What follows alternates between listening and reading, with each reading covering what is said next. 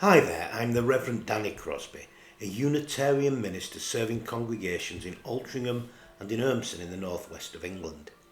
And I offer this devotion as a balm for the heart, for the mind, for the spirit, and for the soul. And it's titled The Three E's: Empathy, Ecstasy, Enthusiasm, turning self-consciousness into consciousness. I was in the park with Molly on Monday morning. I was feeling tired and quite run down actually. As you can probably hear, I've got a bit of a cold. I had a bad throat that morning. Sunday had been a very long day, 3 services and several other activities.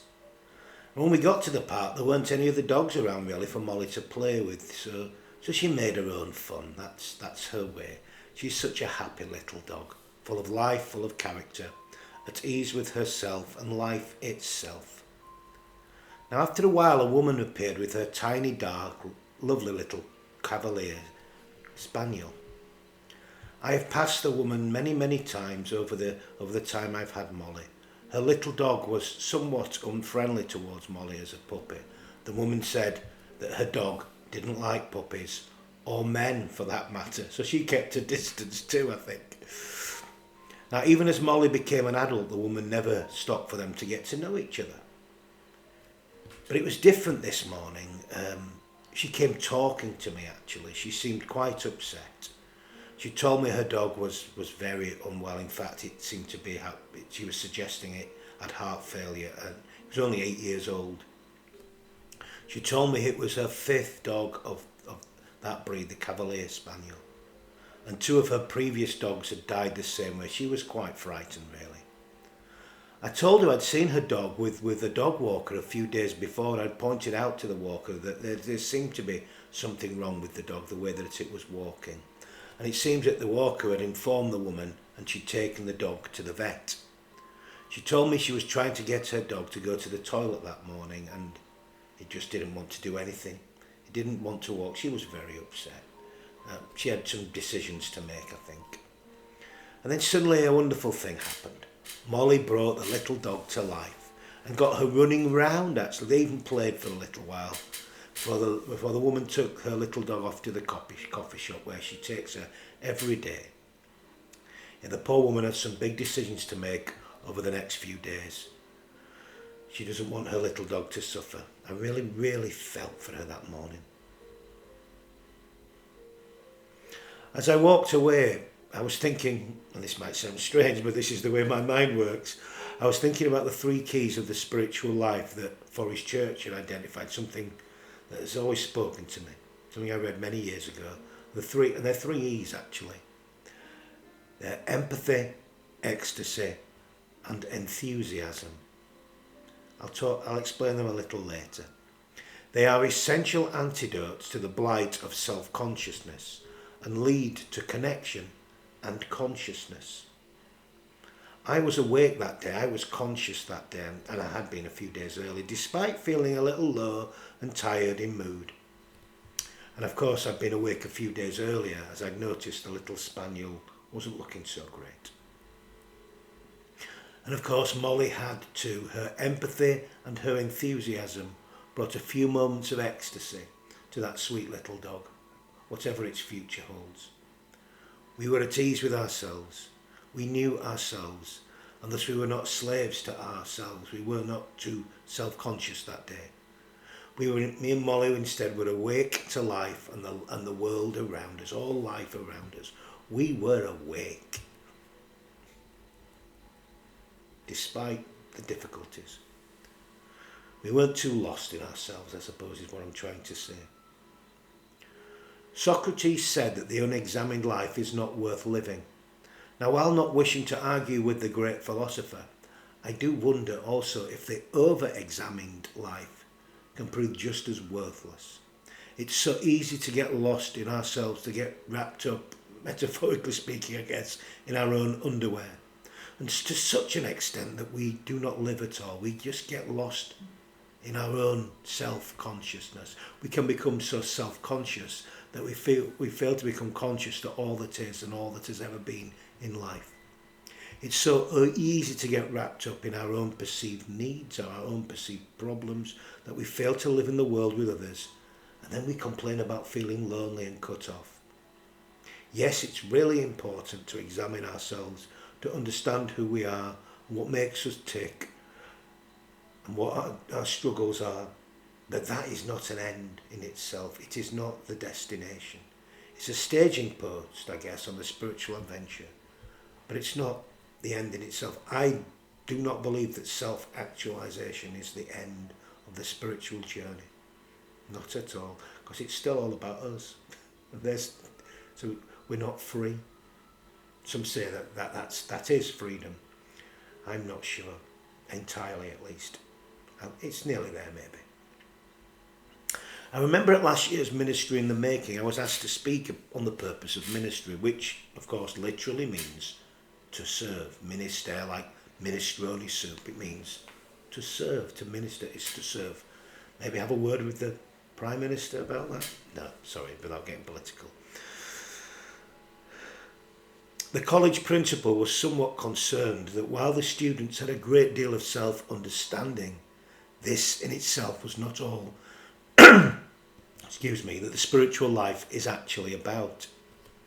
That it's not just about knowing and understanding ourselves. Self-awareness and spirituality is something that comes to life in the real world, I have found. That its purpose is, that the spiritual life is to fit us to be of maximum usefulness to life. Certainly that's what ministry is. That sets you free, by the way. I thought about my time in the park with Molly. And you know what? I probably do as much ministry there as I do anywhere else in life. My ministry takes place wandering around this town half the time. And Monday morning proved that to me once again. All week has, actually. The spiritual life, of course, is about love. Yes, love for ourselves, but also one another and life itself. And of course, whatever it is we believe is at the core of all life. What I would call God.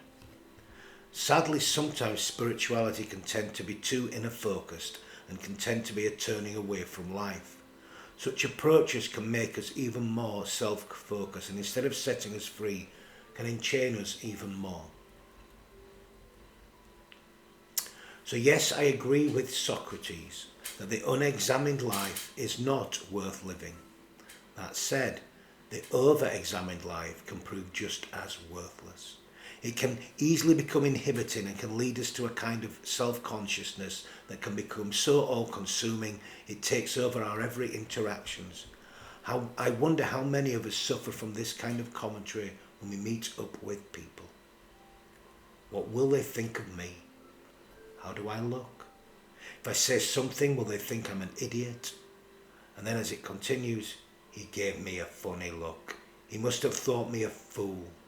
Why on earth did I make that stupid remark? Gosh, I'm such a freak. Everybody is staring at me. Etc., etc., etc.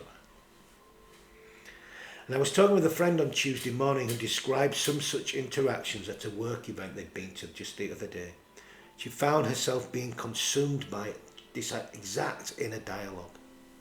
Thankfully, she was able to step outside of herself and begin to make contact with others, which helped them to do the same, by the way, because actually it seemed they were all in the same boat. People often are, you know. We think we're alone in these feelings, when actually it's a universal feeling.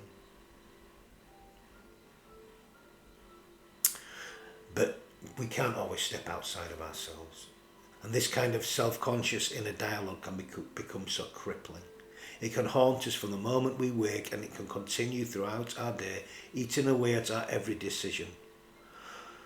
Oh, and of course, because we doubt ourselves and every decision we make, we assume that everyone else must be doing exactly the same thing. This kind of self-consciousness can be so crippling.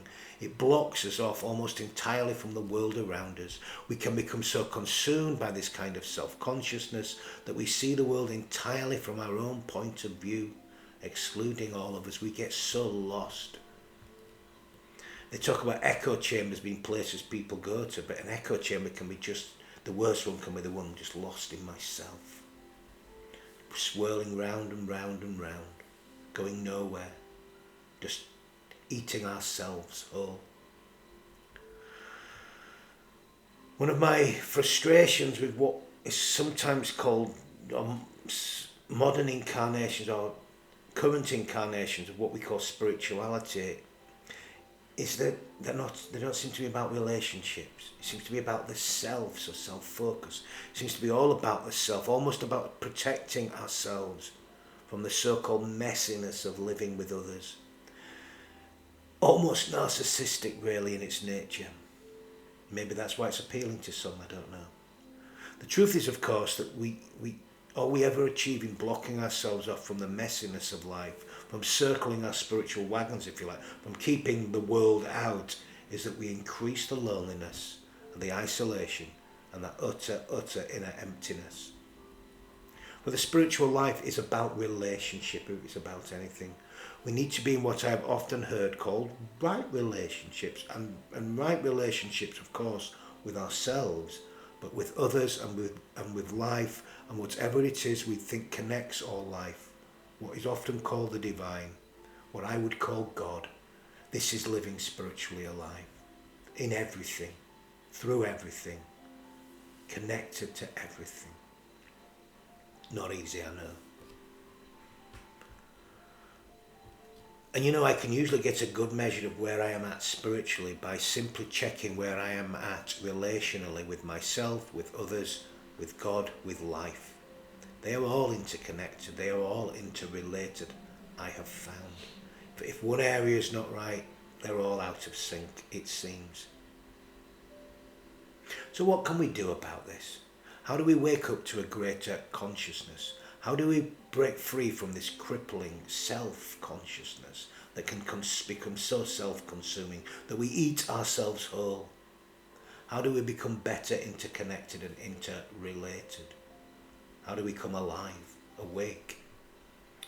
Well, according to the Gospels, Jesus taught his followers that they must lose themselves in order to be found. That by emptying ourselves of our self-absorption, we begin to be filled with the spirit of neighbourliness. So that when we look deeply into the still waters, we are not drawn in by like Narcissus, into a narcissistic self-consciousness of our own image, our own self-loathing, our own reflection, but rather into a deeper contemplation of our shared lives. We become conscious of all that is, all that has been, and all that will ever be. By opening ourselves to and for others, we begin to shed the debilitating skin of self-consciousness that is so easy to become imprisoned in. I gotta lose this skin that I'm imprisoned in. You gotta lose this skin. As the old punk song goes. Gandhi said the best way to find yourself is to lose yourself in service of others. Maybe that's the way. The Buddha talked of nirvana, of being freed from the suffering was the blight of humanity. He showed that we all suffered and that it was in seeing our suffering as individual and just our own that led to this sense of separation. He suggested that we needed to break through our suffering not only to serve ourselves, but to reach a higher state of being, true consciousness, to be awake to the life in which we live with everything else. That it's through relationship that we are truly alive and awake.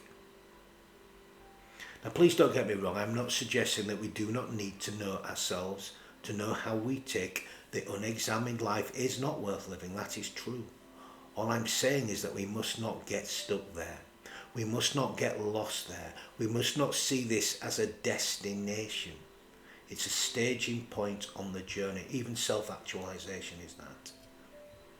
The adolescent stage, I suspect, maybe. Knowing ourselves is just the adolescent stage. It's for the first half of life, if you like. Sadly for many folk, me included, by the way, me definitely included, the adolescent stage often goes well into adulthood and maybe too long. Nothing wrong with being childlike, but childish is not a great thing for an adult. So, how do we move from self-consciousness to consciousness? Well, as I mentioned earlier, Forrest Church, in that wonderful book I read many years ago, Lifecraft, offered just three simple suggestions. What he called the 3 E's. empathy, ecstasy, enthusiasm. 3, 2, 1. Empathy, ecstasy, enthusiasm. The key, he claimed, could be found in the literal understanding of these words, actually, what they literally meant, or originally literally meant. Empathy, to suffer or to feel with. Ecstasy, to stand outside ourselves. Enthusiasm, to manifest the God, theos, within us, to bring it alive. Number 1. Empathy is a deep felt compassion. When we open our hearts empathically to another, we are courageously refusing to allow self-consciousness to stand in the way of a higher consciousness that comes into being as we feel what another is going through. In so doing, we serve both ourselves and the other person, as well as that higher consciousness that is beyond our singular selves. I felt that all week. I felt that Monday morning with that lady and her little dog. Molly did too. Now, ecstasy has often been misunderstood as some kind of hedonistic state and therefore as self-indulgent by some. But it's far from this, actually. In its truest sense, what it actually does is it takes us out of ourselves and lifts us beyond the confines of ourselves. And in so doing, we transcend our self-consciousness and enter a realm in which purpose begins to emerge and meaning, true meaning, is found.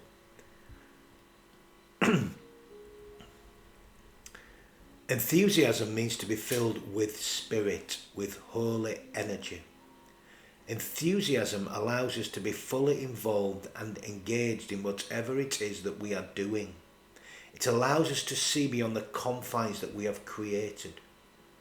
For his church himself states that here once again consciousness displaces self-consciousness.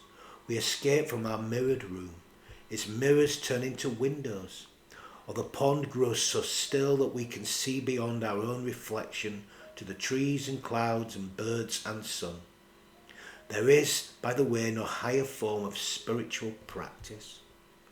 When we step out of our own shadow, consciousness replaces self-consciousness. Lovely, eh? Spot on, I think. And in so doing, we are set free to walk with others in our own faltering ways. Instead of being lost in what we believe is wrong with us, we are set free to do what we can in this, our shared world. And in so doing, we encourage others to do the same. We as imperfect, but perfectly imperfect, children of a living, loving God. For me, the purpose of the spiritual life is to develop a deepening sense of connection. We all have our troubles and our worries, either within ourselves or in the wider world. Now, just have to look at the last week. In my life and the world outside of my window. Those close at hand within myself and in the wider world. Of course, we need to see the world as it is. We need to see the troubles for what they are. We need to acknowledge the truth. But we can't get stuck there. For that will paralyse us and stop us doing what we can in this world, and there is much that can be done. We cannot change the way the world is, but that need not prevent us from doing what we can, and in so doing we will grow spiritually as we become integrated into all that has been, all that exists, and all that will ever be. The problem with what I see at times as this isolated at times, inner focused spirituality that seems to be very strong these days. Where it gets it wrong is because it seeks the wrong thing. There's so much talk of finding ourselves, when in actual fact what we ought to be doing is setting ourselves free, losing ourselves, if you like, getting lost. It's all right, that's where the adventure is. What we ought to be striving for, I believe, is integration, not to be frightened of parts of life, to be fully alive in life, and to remove those aspects within ourselves that block us from life, from living our true lives. We all ask the question, who am I? When really what we ought to be asking is, how am I doing? And if we're still feeling utterly disconnected, we need to ask ourselves why we do. And how can we integrate once again to be alive in life? You see, if we can begin to integrate with all that is and all that has been and all that will ever be, we will truly cohere. And in so doing, we will transcend our self-consciousness and become truly conscious. We will wake up. We will become spiritually mature. We will step out, we will grow up, if you like. Wake up to the world in which we live and breathe and share our being, and we will know the joy of living in all of life's mystery. And it's a mystery to me. It's a mystery to me.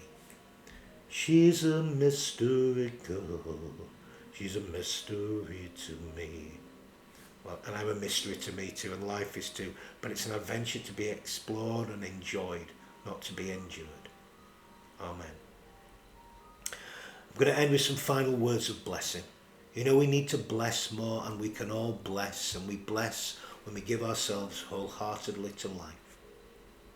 So let's bless one another. May the days that we share in life together, may there be many. Let's flower and flow with all that is and was and will ever be. Let's bless life through our thoughts, our words and our deeds. And life will bless us in return. And may the love of God awaken within us, and may it do so in all that we feel, in all that we think, in all that we say, in all that we do. In love and in peace. Amen.